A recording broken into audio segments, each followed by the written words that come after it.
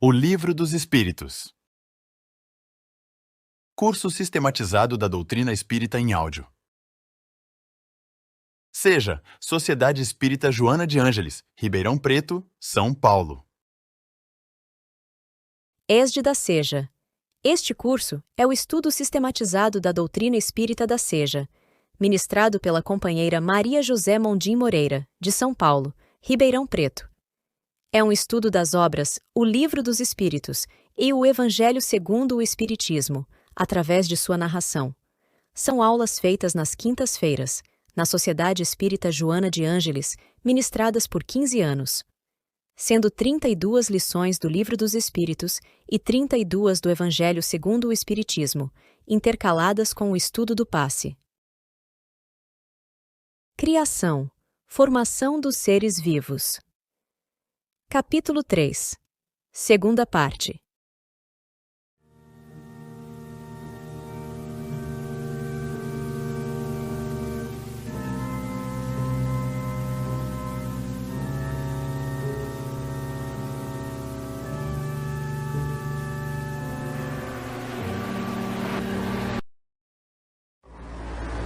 Boa noite a todos. Nós hoje estamos na sequência do estudo sistematizado, fechando esse bloco de aulas do capítulo que trata da criação.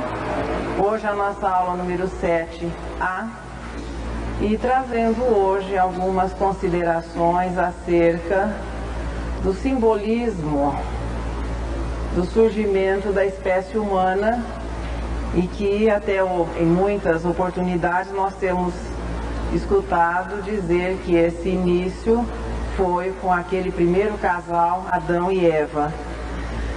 Vamos ver o que a doutrina espírita nos oferece a respeito do assunto, já que a compreensão das coisas, a nossa capacidade de observar e de compreender, ela é sempre relativa ao desenvolvimento intelectual e ao desenvolvimento moral. O progresso científico tem se realizado dessa maneira.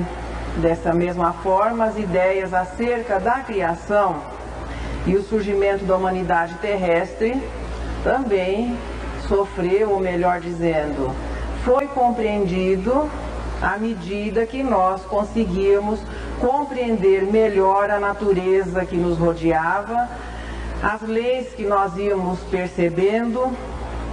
Muitas das ideias que se tem acerca desse assunto foram retiradas dos livros considerados sagrados, o que conferiu às ideias aquela aura de credibilidade. Muitas pessoas têm aceitado sem um questionamento maior, aceitam essas ideias como representando assim uma verdade absoluta. E os livros, uma coisinha que nós temos que considerar, que os livros considerados sagrados e que nós vamos encontrar em épocas diferentes, em culturas diferentes, tem sido utilizada na composição desses textos a linguagem simbólica. E o difícil é quando as pessoas tentam entender o simbolismo ao pé da letra.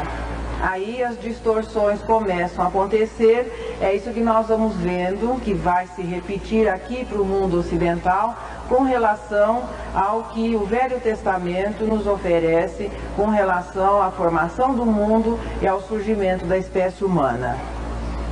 À medida que nós vamos nos tornando mais experientes, nós vamos conseguindo compreender e retirar do simbolismo sempre aqueles lampejos, aqueles pedaços de verdade, e nós vamos conseguindo enxergar a verdade em meio a todo esse emaranhado de simbolismos. Nós trouxemos um exemplo daquilo que nós vamos encontrar na mitologia grega, em que o deus Saturno, ou Cronos, o pai dos deuses, Cronos representa o tempo, pai de Zeus, Netuno e Plutão. Zeus ficou sendo responsável pelo céu e representa a inteligência, Netuno os oceanos e Plutão as profundezas da terra. Cronos, ou Saturno, tinha um hábito interessante, devorar os próprios filhos. Acabou sendo vencido por Zeus, que o vence pela inteligência e a partir daí ganha a eternidade. Veja que fica clara a ideia, assim, o simbolismo. O tempo realmente transforma, modifica todas as coisas, mas não vence a inteligência porque ela vai se tornando cada vez maior. Quer dizer, as pessoas vão se tornando cada vez mais inteligentes, o tempo, portanto, não vence a inteligência. Ela vai se transformando em sabedoria. Entendido ao pé da letra. É uma história que hoje podemos considerar infantil. Mas se conseguirmos enxergar nas mensagens e conseguirmos retirar o espírito, na própria mitologia grega nós vamos encontrar lógica, coerência. Então existia o aspecto iniciático e aquilo que se popularizava. Essa mesma linguagem que é utilizada no Velho Testamento, veja, os 5 primeiros livros do Velho Testamento são atribuídos a Moisés. Os 5 primeiros livros do Velho Testamento são o Gênesis, o Êxodo, Deuteronômio, Levítico e Números. Se Moisés foi realmente o autor destes 5 primeiros livros, nós não temos assim uma comprovação histórica de que alguém tenha visto ou que ficasse relatado que Moisés tinha o hábito de escrever. Nós sabemos, por exemplo, que Caio Júlio César, nas campanhas militares que fazia, tinha o hábito de escrever, de relatar os acontecimentos, e é, digamos assim, um historiador até reconhecido. Mas não, pelo menos eu nunca encontrei alguma citação de que Moisés tivesse o hábito de escrever. Se foi ou se não foi, os 5 primeiros livros do Velho Testamento são atribuídos a eles. Se realmente é Moisés o seu autor, a Bíblia, portanto, não é o livro mais antigo da humanidade terrestre. Porque Moisés viveu há mais ou menos 1.300 anos antes de Jesus.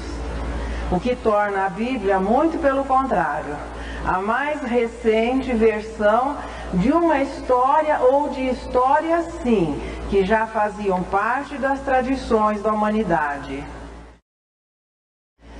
O que nós podemos, assim, ficar conjecturando é que Moisés, pelo fato de haver nascido em solo egípcio, sendo descendente dos hebreus, naquela época ali transformados em escravos, por um acaso, entre aspas, do destino, foi tomado sob a proteção da irmã do faraó, a princesa Termutes, e recebe a melhor educação que se poderia ter naquela época e naquela região, ou seja, ele foi educado entre os príncipes, entre os sacerdotes, havendo sido iniciado nos mistérios egípcios e tendo recebido a melhor educação que se podia ter naquele momento. Portanto, ele não desconhecia as histórias e as tradições, não só do povo egito, mas todo o conhecimento que o Egito dispunha, e nós sabemos que no Egito vivia aquela fase, a fase áurea da sua civilização.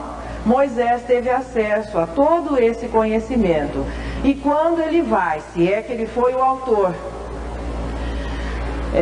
transmitir aquele conhecimento, podemos compreender que ali nós encontremos um resumo ou muitas situações coincidentes com as tradições de outros povos.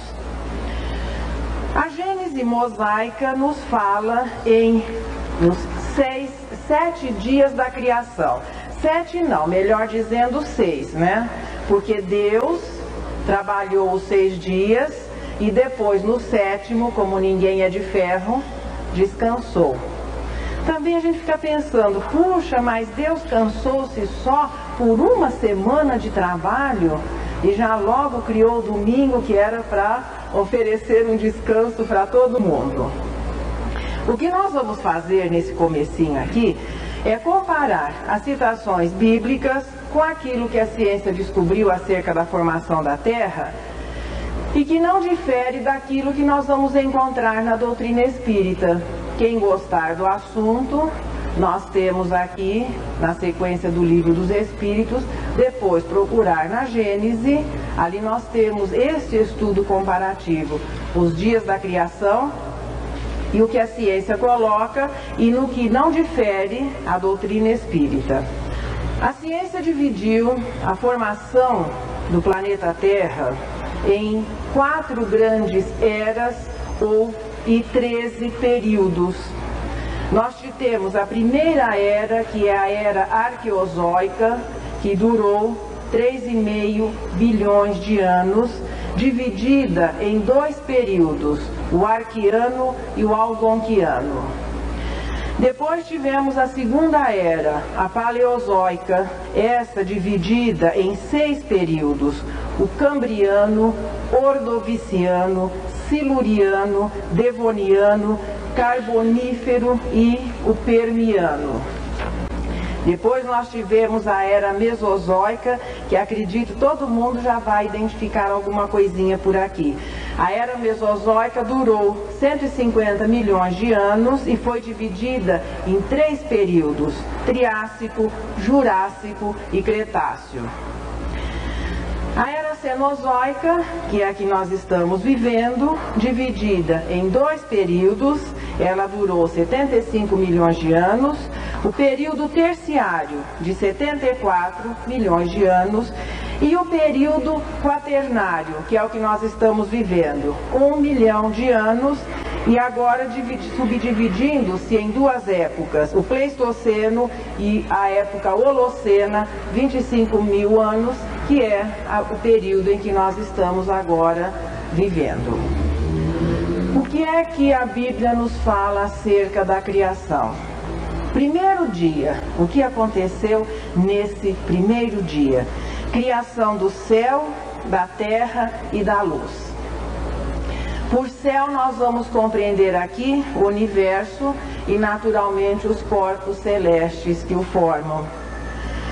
A criação do céu corresponderia à condensação do fluido universal que nós já vimos no primeiro estudo da criação, materializando-se a matéria de fluido, transformando-se no hidrogênio e passando a brilhar a partir do hélio. A condensação dando origem às nebulosas, às estrelas, essas dando origem aos planetas, passando a matéria a ser perceptível a partir desse momento. Então, o universo e os corpos celestes que o formam, passando a existirem na Terra. Nessa sequência da estrela dando origem aos planetas, os elementos se condensando, o planeta se corporificando, elementos ainda agora já fechando no planeta Terra, elementos em combustão, numa situação de instabilidade, e a água começando a existir, mas ainda em forma de vapor. Segundo dia, separação das águas, as que estão em cima daquelas que estão embaixo. O que é que se acreditava, acreditou-se durante muito tempo com relação aqui ao nosso céu, a situação a explicação para as chuvas? Durante muito tempo acreditou-se que haveria um oceano em cima daquilo da abóbora celeste e que as chuvas eram a consequência dos vazamentos pelas rachaduras. Quer dizer, quando a chuva era mais torrencial é porque a coisa estava, a rachadura mais ampla permitia. Isso parece brincadeira, mas foi acreditado durante muito tempo pelas pessoas. Veja, então nós podemos compreender como a solidificação da crosta, a delimitação da atmosfera, que nós já nos referimos no estudo anterior.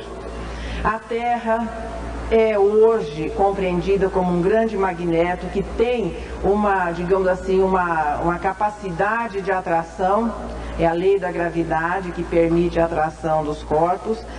E a partir da delimitação da atmosfera, as chuvas torrenciais, não o nosso conceito de chuva, mas aquelas chuvas que inicialmente sequer chegavam a tocar o solo, dadas as temperaturas muito altas, a água se evaporava antes que conseguisse atingir a crosta, mas que no decorrer dos milênios, a crosta vai se solidificando, enrugando-se e formando-se o quê? Nas depressões, os oceanos.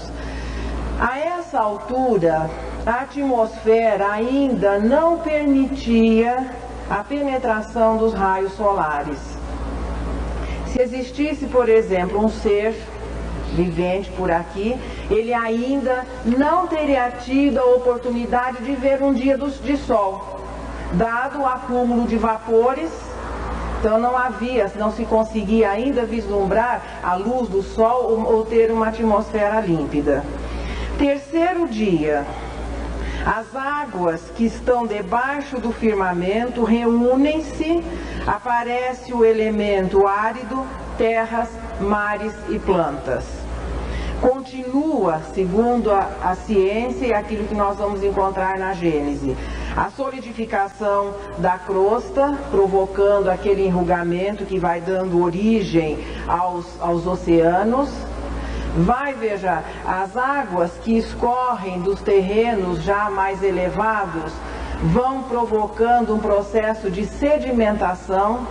Então os oceanos vão recebendo, veja, materiais de origem terrestre. A temperatura no decorrer dos milênios vai se tornando mais amena. Chega um momento em que os oceanos eram assim, ninhos já favoráveis ao surgimento da continuidade da vida, um novo processo, uma nova fase se iniciaria. O que não faltava por aqui também era umidade, mais ou menos uma grande estufa. Os oceanos daquela época, são comparados pelos cientistas a uma verdadeira sopa biológica, onde as moléculas minerais, num determinado momento em que as circunstâncias foram favoráveis, e não exatamente o acaso, mas um direcionamento perfeito das leis, aquelas moléculas até então minerais conseguiram atrair o princípio vital, e a partir daí iniciam os processos rudimentares que caracterizam um ciclo vital. Começa a multiplicação copiando-se e surgindo ali os alicerces dos dois futuros reinos, já que o reino mineral foi o primeiro a organizar-se. Surgiria a partir daí os alicerces do reino vegetal e do reino animal. É bom nós lembrarmos, até então não havia ainda aquela possibilidade de a natureza terrestre ser beneficiada com um sol límpido, uma atmosfera cristalina, transparente. No quarto dia é dito o seguinte: surgem o Sol, a Lua e as estrelas. Mas esses já não existiam? A própria Terra não era decorrente do surgimento da nossa estrela-mãe, que é o Sol, e esse já não era de uma transformação dos elementos que formam a nossa galáxia? Até aqui, veja, esse processo normal existiu, apenas que a partir de um determinado momento é que, pela atmosfera se tornando mais límpida, permitiu que a luz do sol chegasse, que nós pudéssemos, se existisse um ser vivente, enxergar a estrela-mãe brilhando durante o dia e as estrelas durante a noite. Então é um momento em que começou a ser perceptível, realmente bem caracterizado, o dia, a noite, o sol brilhando durante o dia, as estrelas e a lua durante a noite. Nós sabemos que as estrelas são resultado da condensação da matéria e são a causa depois para que os planetas e os satélites passem a existir. mas é o momento em que os corpos celestes passaram a ser percebidos do ponto de vista terrestre, não que eles passassem a existir a partir de então. Quinto dia. O que acontece no quinto dia? São criados os peixes e os pássaros. Aqui nós temos que parar um pouquinho e lembrar que parece que Moisés não desconhecia a teoria que mais tarde seria assim oficializada por Darwin, aquela teoria da evolução das espécies, tanto que ele coloca o surgimento dos peixes em primeiro lugar, dos pássaros depois. A vida aquática passa a existir, veja, a vida como teve o seu princípio nas águas tépidas daqueles oceanos primitivos. As primeiras expressões, os zoófitos, os pólipos, os crustáceos, depois os peixes, começando já o ensaio da coluna vertebral dos futuros mamíferos, vem depois os anfíbios, os sentidos começando a ser desenvolvidos. Veja, em cada corpinho é uma classe fixa de aprendizado. Os sentidos começando a ser desenvolvidos, dos anfíbios surgiriam os répteis, destes as aves. No sexto dia é que surgem os animais terrestres e o homem, descendendo dos mamíferos. Até aqui, as leis que presidem, veja, as leis que presidem a matéria eram soberanas com relação ao desenvolvimento intelectual do princípio inteligente, porque a criação, sob o enfoque espírita, não considera apenas o processo evolutivo da sucessão das espécies, mas, a par dessa sequência, o desenvolvimento intelectual do princípio inteligente, que um dia será o espírito e que vai encarnar na espécie humana, que é o resultado dessa transformação.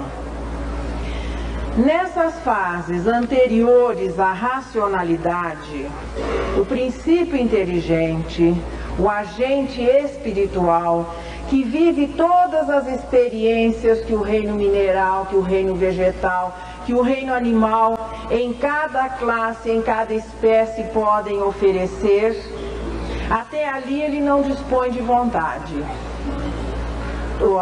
Os animais que ainda convivem conosco, ali existe um princípio espiritual, nós podemos chamar até de alma, não se coloca assim oficialmente para não estabelecer uma confusão, mas existe uma alma no cão, na vaca, no gato, em todos esses seres que convivem conosco. Só que ali eles são limitados pela natureza do corpo a que estiverem ligados. Não existe o processo, veja, de lei de causa e efeito. A onça que caça o coelho não é uma criminosa.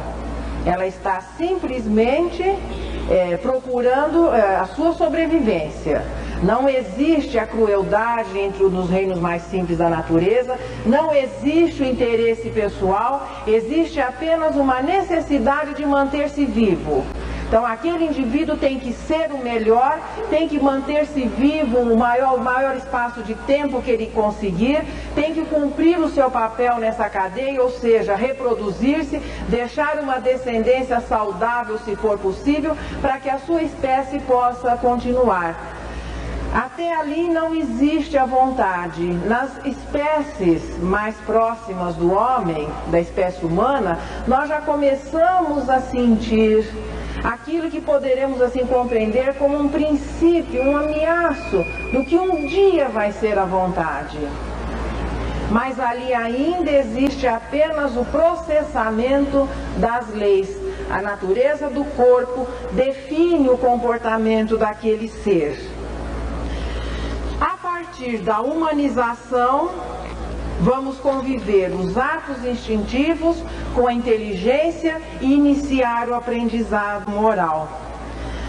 No momento em que o princípio inteligente, pela ginástica mental, que ele realiza esse treinamento em cada momento em que ele está unido à matéria, ele começa a se tornar assim, a ter uma facilidade maior em estruturar o seu pensamento. Veja, o princípio inteligente emite o seu pensamento de maneira descontínua. No momento em que ele, pelo acumular dessas experiências, passa a emiti-lo em sequência de modo contínuo, ele passa a raciocinar. Isso caracteriza a humanização e a partir daí ele só encarna nos corpos da espécie humana e vai passar a ser cada vez mais responsável pelos seus atos e passa a dispor da vontade.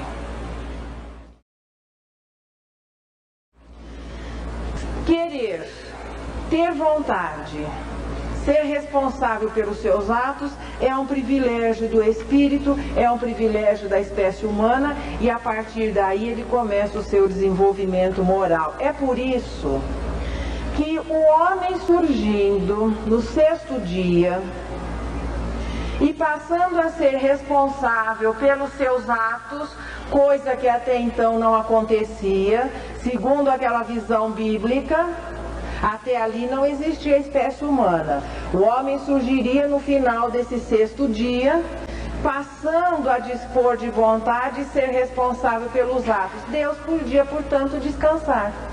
Porque a partir daí, as leis não iriam determinar todo o comportamento daquela nova espécie. Aquela nova espécie teria que aprender as leis, mas ser responsável por tudo que fizesse. Portanto, o pai não seria mais responsável exatamente, diretamente pelo seu progresso. Como acontece na maioridade dos filhos. A partir dos 18 anos, nós continuamos convivendo, até orientando se eles aceitarem, mas não somos mais responsáveis pelos seus atos. Portanto, é por isso que a partir do momento que o espírito dispõe de livre arbítrio, Deus pode descansar no sétimo dia. Ficou mais fácil compreender assim? Não que a partir daí ele não tivesse cuidado de mais nada, não. Ele já pôde descansar dos filhos, porque eles a partir daí seriam responsáveis por tudo que fizessem. Como é que surgiu a espécie humana, né? Segundo o texto bíblico, Deus fez o homem e a mulher e a sua semelhança. Aí nós entendemos ao contrário, que Deus então deveria ser semelhante a nós e passamos a imaginar, trazendo aqueles resquícios do politeísmo, Deus como um senhor idoso, naturalmente como convém às pessoas sábias, dirigindo o universo lá, em algum ponto no meio do universo, e lembrando que sob essa ótica, os seres inteligentes se restringem ao planeta Terra. Portanto, não importa o que seja o universo, Deus, eu só gostaria sim que o pessoal não permitisse assim, uma divagação do pensamento e sair daqui dizendo que na Seja eu disse que Deus só cuida do planeta Terra. Nós estamos voltando, fazendo assim uma recordação do que a Bíblia nos oferece. É considerado o que? Apenas como surgimento da espécie humana, como o único lugar com que Deus tenha que se preocupar com os 6 bilhões de encarnados do planeta Terra. Porque os que foram para o céu já resolveram sua situação, os que estão no inferno não saem de lá, por enquanto ele se ocupa, sob essa linha de pensamento, apenas do planeta Terra. Mas Deus fez o homem e depois a mulher à sua semelhança e os localizou no paraíso. Onde é que fica o tal do paraíso? Mas tem um endereço na Bíblia. Quem quiser ainda hoje pode ir para lá. Só que eu não sei, mas lá hoje não corresponde à ideia que se tenha do paraíso, de um lugar calmo, tranquilo. Bom, não tem essa poeira vermelha aqui de Ribeirão Preto. Não tem. Também me parece que não tem chuvas muito torrenciais. Sabe onde que é o paraíso? O paraíso localizava-se entre os rios Pison, Gion, Tigre e Eufrates. Alguém quer embarcar para o Iraque, para aquele lugar? Quando lá por lá mesmo, na antiga Mesopotâmia. onde o pessoal até hoje não chegou a algumas conclusões e, como pertencentes a uma mesma família, continuam discutindo quem é quem deixa de ser. Veja que é uma região até hoje muito tumultuada. A Mesopotâmia foi o berço das civilizações ocidentais e que influíram na nossa cultura. Foi o berço de assírios, babilônios, caldeus, que dariam origem ao povo hebreu. Abraão foi o primeiro patriarca do povo hebreu, vivia há mais ou menos 3.000 anos na Caldeia, nessa região lá na Mesopotâmia, e ele emigra, vem para as terras hoje correspondentes ao Estado de Israel. Adão foi considerado o primeiro homem, foi aquele que Deus chegou e, no estilo escultor de areia, escolhe um lugar em que ele achou que aquele material era bom, molda um homem, sopra e ele passa a viver. Só que o termo Adão, ou deve ser Hadam, H-A-A-D-D-A-M, em hebraico significa homem. Não é exatamente apenas um nome próprio. Mas Deus fez o homem formado do limo da terra. E não podia ser diferente. Tudo que existe na natureza terrestre é formado pelos elementos que constituem aquela tabela periódica. Os corpos minerais, os vegetais e os animais. A espécie humana não é alienígena. Os elementos que formam o nosso corpo são os mesmos que estão espalhados em toda a natureza e formam os corpos de todos os seres e os elementos minerais.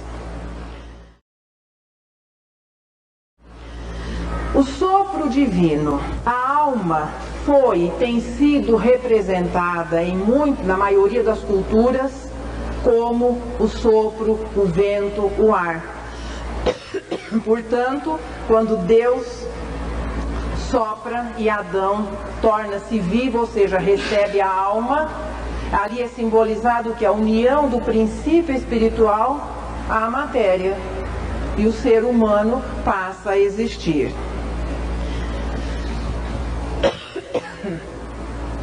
Por que a mulher foi formada de um pedacinho do corpo de Adão?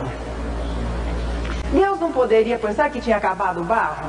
Ele só tinha aquele pouquinho para esculpir Adão, não sobrou para fazer a mulher. As coisas interessantes, né? Diz o texto que ele tira a mulher de uma costelinha. Eu fui até procurar saber, mas os homens não têm uma costela a menos. Se ele tirou para fazer a Eva, ele repôs depois. E ela devia ser uma miniatura, né? Uma costela ia dar assim uma mulher muito pequenininha, mas, veja, nós não estamos nos propondo a explicar. Explicar é um problema de quem acha que isso corresponde à verdade. Nós estamos procurando compreender o espírito da lição. Veja, Moisés, se é que os livros são atribuídos a ele, se nós procurarmos fazer um estudo assim dos textos, ele demonstrava uma inteligência ímpar para a sua época, pelas próprias leis que ele elaborou para o seu povo, as leis, não só as leis religiosas, mas as leis de saúde, as leis sociais. Não estou dizendo que ele fosse um espírito perfeito, mas nós temos que reconhecer a inteligência daquele que foi o primeiro patriarca de um povo, não mais de uma família, e o primeiro legislador oficial do grupo hebreu. No primitivismo, o reconhecimento da superioridade é conferido pela força. Fisicamente, na espécie humana, a mulher é mais frágil. Embora hoje essa diferença já esteja assim se diluindo. Mas, para o ser primitivo, o determinante da superioridade é a força. Para que ficasse aquela mensagem de sugestão que os dois, veja, natureza diferente, mas deveres iguais. No simbolismo do Gênesis fica o recadinho. A mulher não foi formada de um elemento inferior. Ela foi tirada do mesmo elemento que formou o corpo do homem. É a sugestão para que o respeito, para que a igualdade fosse considerada. Porque sendo formada do mesmo elemento, não existiria a inferioridade que existe até hoje em muitos lugares e nas próprias leis. A igualdade é uma característica de evolução moral.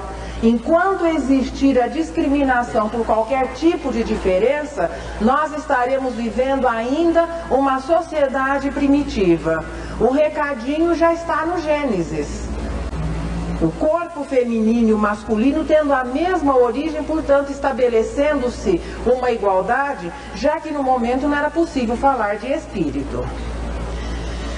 Deus, depois que os dois começaram a viver ali no paraíso, no Éden, ele recomenda ou deixa bem claro que eles deveriam crescer e se multiplicarem. Só que depois a situação se complica. Quando os dois começaram a notar que existia alguma diferença entre eles, olhavam a natureza. Teve um dia que Adão olhou assim e achou a Eva tão bonita. Ela olhou para ele, nossa, mas não é que ele é um gatão? Pois é. Mas Deus, eu não sei, Deus me parece aqui um pai muito inexperiente. Os dois estavam só paquerando. Não havia, se nós seguimos o texto bíblico, não havia acontecido nada. Ainda aquele nada assim que o pessoal já entende o que é. Não havia acontecido nada. Mas Deus chega lá, sentiu que um clima diferente estava acontecendo entre os dois e tem uma atitude medieval. Ele não mandou Eva para o convento, como se fazia na Idade Média, porque não tinha convento ainda. Expulsa os dois de casa, ou seja, do paraíso. Aí, o que eles fizeram? Segundo o texto, aí eles coabitaram, que é o termo bíblico da versão moderna do ficar. Aí eles ficaram e começaram a família. Eles não haviam ficado antes. Também eu acho que a inexperiência de Deus é porque ele estava sendo pai a primeira vez, né? Problema de jovem, de adolescente. Ele não tinha ainda tido uma experiência anterior. Ele ficou aborrecido, irado, preocupado antes do tempo. Expulsos do paraíso, eles vão começar, claro, a família, já pensando, Adão tendo que trabalhar. Mas antes disso, Deus determina uma série de castigos. Veja que Kardec, na Gênese, é que coloca testa essas considerações. É claro que eu estou apresentando de uma maneira mais descontraída, mas o Espírito está todinho aqui. Ele chega e já vai distribuindo os castigos. Dizem que a corda arrebenta sempre do lado mais fraco, né? Quem é que foi punido em primeiro lugar? A serpente. Porque foi a serpente que induziu Eva a fazer o Adão comer a tal da maçã. Só que o termo maçã não existe. Peri significa fruto e não exatamente maçã. Maçã por conta dos tradutores, traditor e outras coisas mais. Quando Deus chega, fica muito aborrecido e vai punir o pessoal todo ali, ele condena a serpente a arrastar-se. Essa frase é de Kardec, porque ela tinha pernas antes. Eu só transcrevi. Porque ela não se arrastava, os répteis não se arrastam, tudo. Nós estamos tentando explicar. Para a mulher, claro, ele não puniu Adão primeiro. Puniu a serpente, depois a mulher. Aflições na gravidez. Ela não sabia o que era isso. Porque o que era? Eles eram os primeiros. Não haviam ficado. Qual sentido para puni-la dessa maneira? Parto doloroso, porque antes não era? São considerações que vão sendo feitas. E sujeição ao marido, porque antes era diferente.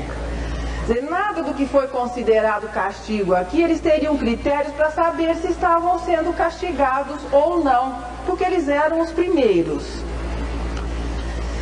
Depois sim, aí chega a vez de Adão. Veja que a pena para o Adão foi bem mais leve. Bem mais...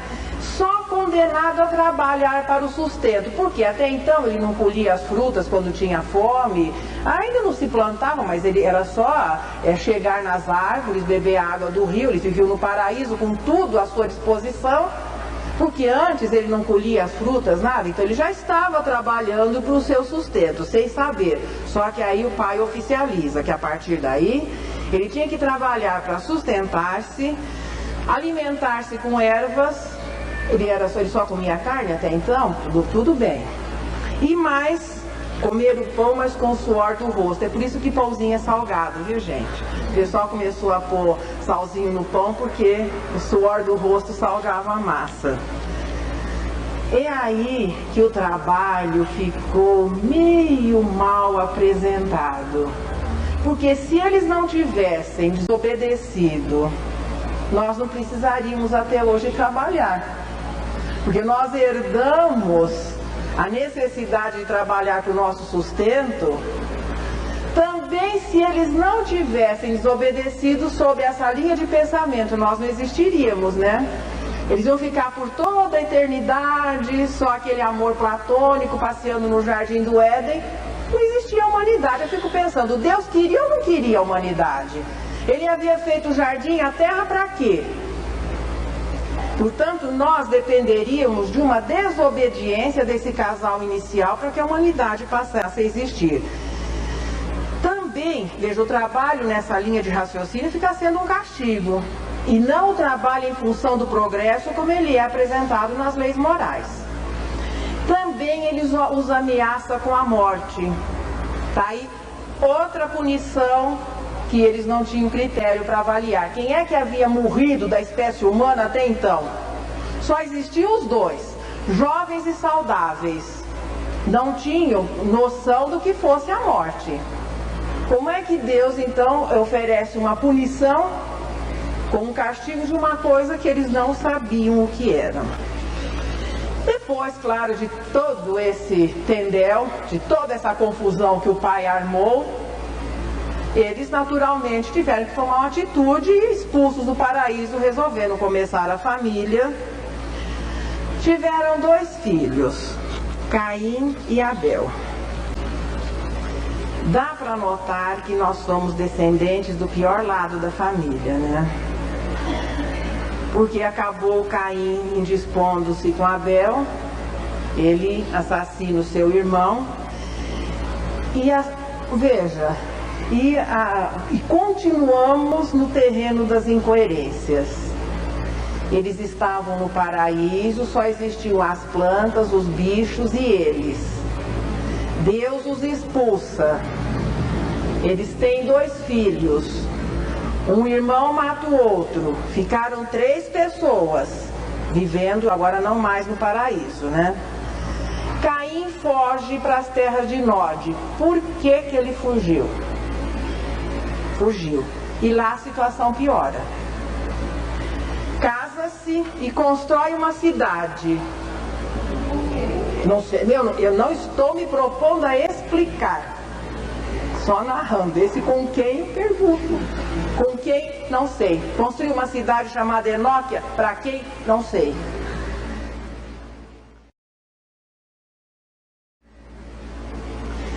E nós descendemos da pior parte da família, ou seja, Caim, embora Adão depois tivesse continuado a sua família, tiveram mais filhos, mais filhas, e a população terrestre começa a se desenvolver numa proporção vertiginosa. Se Adão viveu há 4.000 anos, os 2 únicos representantes da espécie humana, hoje nós somos 6 bilhões em 6 mil anos. E a população cresceu uma projeção assim de 1 bilhão de pessoas por ano. Essa história de Adão e Eva não é privilégio do mundo ocidental através da Bíblia. Vocês sabem que até a Cinderela não é? Os autores medievais que criaram a história do sapatinho de cristal, que o príncipe pega o sapatinho e sai pelo reino vendo quem é que é a moça que o havia esquecido na escadaria, né, que havia dançado com ele até a meia-noite. Essa história é egípcia. A moça se chamava Nitócris. E sabendo que o jovem príncipe estava muito triste, procurando uma companheira, ela pega a sandalinha, não era um sapatinho de salto Luiz XV, não existia. Ela pega a sandalinha egípcia da princesa e joga no colo do príncipe. Ele vê aquela sandália e se apaixona. E sai pelo reino procurando a moça que o pezinho servisse. Quer dizer que Cinderela é a versão moderna, como dizia o Chacrinha, nada se cria, tudo se copia. Grande verdade. Entre os hindus existia um casal original, Adão e Procrite. Entre os árias, Adão e Eva com H. Como é que Moisés sabia? No Egito não se desconhecia a cultura ariana, os livros Vedas, não se desconhecia a civilização, tudo, os hindus a herdaram dos egípcios. Então, todo mundo parece que escrevia mais ou menos a mesma história. O que é que a doutrina espírita fala a respeito do assunto, né? As tradições simbolizam em Adão e na sua família como se fosse assim um impulso civilizador. Nisso nós concordamos. Caim e Abel representavam a agricultura e o pastoreio. Chegou um momento em que a sociedade humana se organiza no pastoreio, depois na agricultura, deixando de ser nômade e predadora, e a civilização vai ganhando um impulso a partir daí. O que a doutrina espírita nos informa é que essa é uma história verdadeira. Existe uma constelação que só é vista no hemisfério norte e que dista 40 anos-luz do planeta Terra. Os ufologistas precisariam conhecer isso, né? E nessa constelação chamada Auriga ou Cocheiro, lá existe uma estrela de primeira grandeza chamada Capela, que faz parte dessa constelação. Essa estrela, orbitando ao redor, é uma estrela dupla. Não é uma estrela, é formada por duas estrelas, uma forte, potente, e outra uma anã branca, que tem uma órbita ao redor dessa estrela maior, uma órbita de 27 anos. Esse planeta vivia a fase em que a humanidade começa a receber um influxo civilizador, mais ou menos a fase moral que nós estamos vivendo agora. De mundo de expiação e provas em vias de regeneração. Em todo o processo educativo existe, o programa consegue atender sempre a uma maioria, mas existem os mais lentos e existem aqueles que são melhor dotados. Com relação ao progresso moral, o que é que nós vamos fazer com aqueles que não acompanham? Não existe inferno para colocá-los lá e isolá-los do processo evolutivo.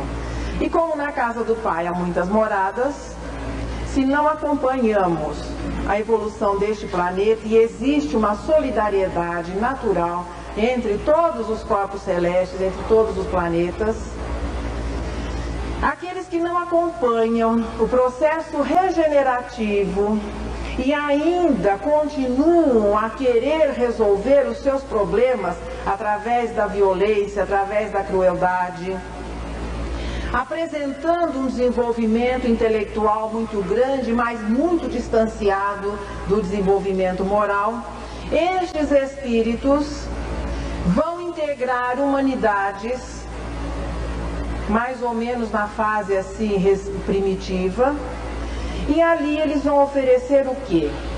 Vão reciclar as suas lições morais e naturalmente contribuir pelo seu coeficiente mais elevado, contribuir para o progresso daqueles que são os nativos. Se não receberem esse auxílio, vão girar muito tempo em torno das mesmas situações. Então são aqueles que vão ser os monitores, que vão ser os instrutores, que vão conviver. Veja, se o negócio é ser cruel e violento, ninguém melhor que um primitivo. Então é aquele que está habituado a bater, mas nunca sentiu o gosto de levar um tapa. Em meio aos primitivos é tranquilo. Aí vai chegar um momento que ele vai começar a considerar: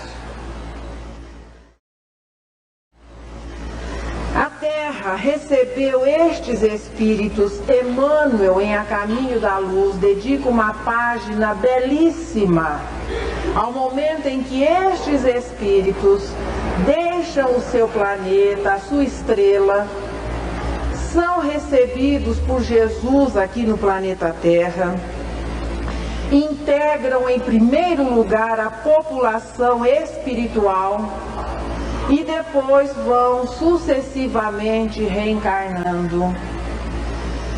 Entre os grupos humanos que já se desenvolviam, mas ainda vivendo uma situação de primitivismo, vão se integrando mais ou menos à humanidade, convivendo e contribuindo para que um impulso civilizador começasse a acontecer.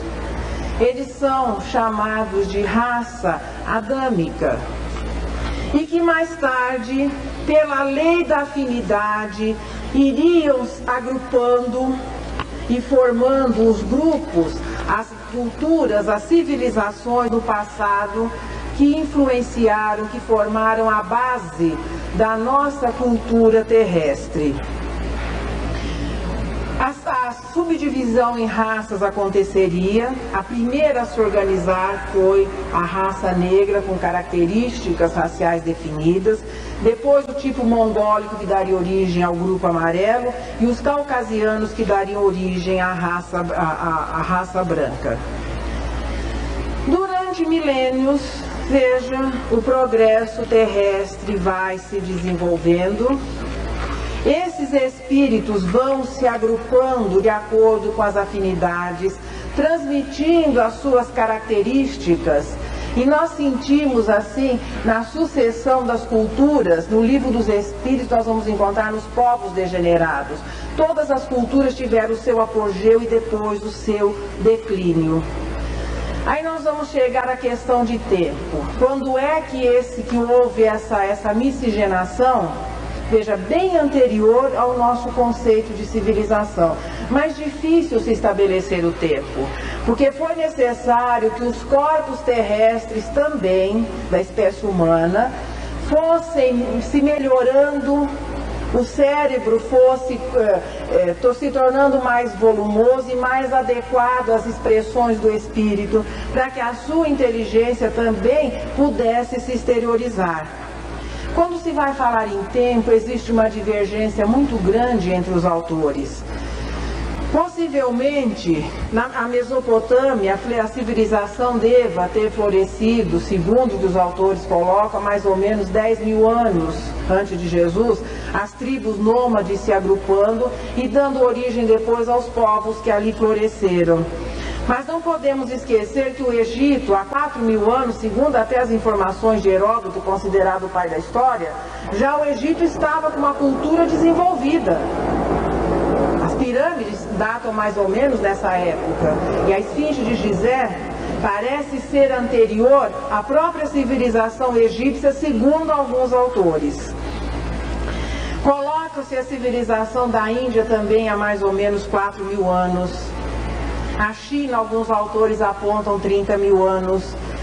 E nós vamos buscar Leon Denis, lá no livro Depois da Morte, que se apoia nas observações astronômicas de um hindu chamado Shiro Siddhanta, que coloca a cultura ariana, que daria origem aos livros Vedas, há 60 mil anos. Os hebreus, Abraão, segundo as informações bíblicas, desloca-se da Caldeia 3 mil anos antes de Jesus e dá origem à cultura dos hebreus, veja, sendo do tronco semita, que deu origem aos caldeus, daria origem ao grupo hebreu, hoje aos povos judeus. Veja, dos hebreus descendem todos os sírios, árabes, todo aquele grupo racial, do qual os judeus são uma parte também. Aí nós vamos voltar lá na Bíblia. O mundo então teria exatamente 6 mil anos e Adão teria vivido só há 4 mil anos antes de Jesus. Tudo bem. Em 2348 aconteceu o dilúvio de Noé, segundo a Bíblia. E tudo recomeçou. Como é que os egípcios tratavam os hebreus como estrangeiros? Como é que o povo ali se tratava como estrangeiro? Se até há pouco tempo tinha desaparecido tudo e a humanidade tinha começado a surgir, eles haviam esquecido? Se nós formos olhar em dados, buscar dados e comparar, a ordem cronológica do Velho Testamento é incoerente. Pessoalmente, eu prefiro 60 mil anos colocados por Leon Denis. Eu não sei se esse seria a data mais antiga, para explicar o nosso desenvolvimento intelectual e moral. À luz da doutrina espírita, portanto, Adão não foi o primeiro e nem o único a povoar a Terra. A espécie humana surgiu em vários pontos, mas veja, de um grupo mais ou menos padrão, posteriormente pela influência de clima, de alimentação, das circunstâncias que foram se tornando favoráveis ou desfavoráveis, e particularmente o empurrãozinho assim de Deus, diversifica-se em raças, com características secundárias, porque vejam, as diferenças são irrelevantes para que o preconceito possa existir. Mas é a lição que através dessas pequenas diferenças nós comecemos a viver a igualdade. Adão representa, portanto, um grupo de espíritos que vieram integrar a humanidade, porque não conseguiram acompanhar o desenvolvimento moral do seu planeta e foram se tornando, veja, houve uma incompatibilidade natural, mas como filhos amados de Deus e sabendo que aqui nós precisávamos de monitores, vem integrar a espécie humana e continua o seu desenvolvimento moral. Foram banidos para um planeta de homens primitivos a quem eles poderiam instruir. A Terra lhes oferecia todo o necessário para que ganhassem, claro, o seu sustento com o suor do seu rosto, porque vamos nos lembrar, se o progresso naquele planeta, naquela época, era semelhante ao nosso, já existiam recursos que permitiam facilidades maiores. E aqui eles viriam para plantar uma semente, cavar o solo com as mãos e botar a semente ali para que ela germinasse. Então realmente trabalhar, conseguir o sustento com o suor do rosto, viver o benefício da dor, os recursos de dor no aspecto físico, os recursos de medicina inexistentes, a própria reprodução da espécie humana ainda muito primitiva. Camille Flammarion diz em uma das suas obras que existem planetas onde o organismo feminino não é tão mais primitivo como o que nós temos aqui no planeta Terra. Mas Jesus, envolvendo-os no seu amor, essa recordação desse passado não se faria presente na consciência do dia a dia, na memória do dia a dia, não. Mas era aquele sentimento interior de que eles estavam vivendo uma punição, havendo perdido um paraíso, onde tudo era mais fácil, onde tudo era tranquilo, e estavam aqui vivendo, chegou-se até a meter psicose, em corpos muito, de início, muito mais primitivos do que aqueles que eles tinham. E aquela saudade, a saudade pode ser um termo brasileiro, mas a saudade é um sentimento do ser humano. E aquela saudade latente, inexplicável, que fez com que todas as culturas do passado desejassem alcançar as estrelas. Até Ícaro, segundo a mitologia grega, fez asas de penas ligadas por cera na tentativa de sair do labirinto, mas de voar. Então aquela necessidade que o homem sempre demonstrou e que até hoje demonstra um encantamento ímpar, inexplicável, uma atração irresistível por alguma coisa que nós ainda não conhecemos. Como é que você vai ter saudade ou anseio por algo que não se conheça?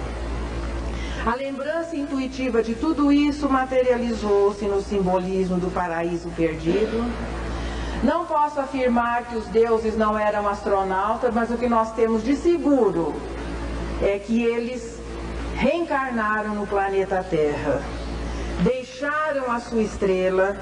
Aí as civilizações começam a florescer, no grupo ariano destacando-se a religiosidade, que é o primeiro sentimento a ser desenvolvido, no grupo egípcio destacando-se a ciência, no grupo grego a filosofia, as artes, e agora depois se estendendo por toda a humanidade terrestre.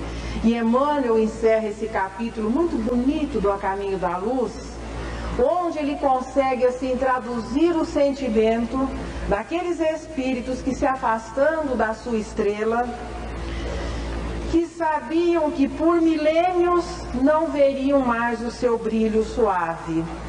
Não vieram apenas os banidos, aqueles que foram expulsos, mas grupos de espíritos missionários que faziam parte daquela humanidade, também renunciaram à sua comodidade e vieram para poder auxiliá-los, auxiliar na integração, para que eles pudessem não se sentir tão distanciados, de uma certa maneira assim, monitorando, protegendo, auxiliando seus companheiros de infortúnio, mas numa situação de missionários, de conhecedores. Quando o grupo ainda desconhecia tudo, sempre existiram aqueles que, no sentido filosófico, científico e religioso, sempre souberam das coisas. Muitos retornaram, diz Emmanuel, à medida que se recompuseram, conseguiram retornar. Outros permanecem. O que nós podemos dizer para os companheiros é o seguinte: a Terra vive esse mesmo processo agora, ainda não terminei, os nossos vão um pedacinho. A Terra vive esse mesmo processo agora e sempre circula no jornal galáctico, sabe? Tem um jornalzinho que circula e que é mandado para todos os governadores espirituais dos planetas, e tem saído muito anúncio. Procura-se casal disponível para dar início a um processo civilizador, ótimas condições de ambiente, com todos os direitos, lugar agradável, florestas verdejantes, com todo o auxílio. Esses planetas estão aí com inscrições abertas para quem quiser se candidatar a ser Adão e Eva e repetir a história. Quem não se sentir disposto é começar a considerar se o bem é realmente a lei maior ou se ainda nós vamos continuar insistindo nas nossas imperfeições. Procura-se, há sempre uma vaga para espíritos que queiram auxiliar dessa maneira o processo evolutivo de outros orbes. Mas existe também uma outra opção, aqueles que aceitam na situação de missionários. O cargo de Adão e Eva continua em aberto em muitos planetas primitivos. Na próxima semana, dando continuidade agora, é o princípio vital, né? É a nossa sequência de assunto, o princípio vital.